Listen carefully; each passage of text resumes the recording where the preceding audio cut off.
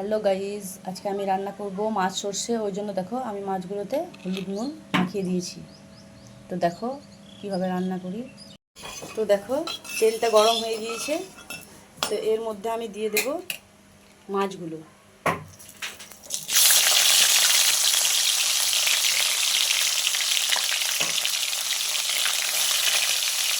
তো মাছগুলো ভাজা হয়ে গেছে, এবার এগুলোকে আমি তুলে নেব। দেখো মাছগুলো উঠিয়ে দিলাম। তো আবারও তেল দিয়ে দিয়েছি, তার মধ্যে দিয়ে দিলাম অল্প চিনি।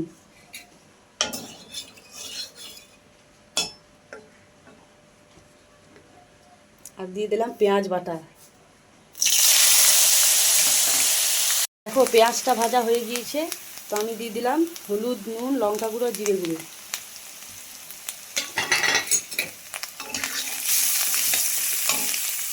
আর দিয়ে দিলাম সর্ষে আর কাঁচা লঙ্কা বাটা। এগুলোকে ভালো করে ভেজে নেব। দেখো এই সর্ষেটা ভাজা হয়ে গিয়েছে।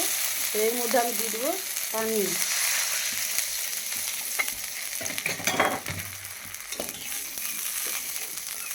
এটাকে একটু ফুটিয়ে নেব, তারপর দিয়ে দেবো মাছগুলো।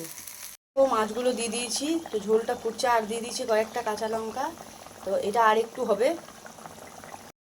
দেখো মাছ সর্ষে রেডি হয়ে গেছে, একদম ফাইনাল তৈরি হয়ে গেছে। তো আমি এইভাবে বাড়িতে রান্না করি, সেটাই আমি তোমাদের সঙ্গে শেয়ার করলাম।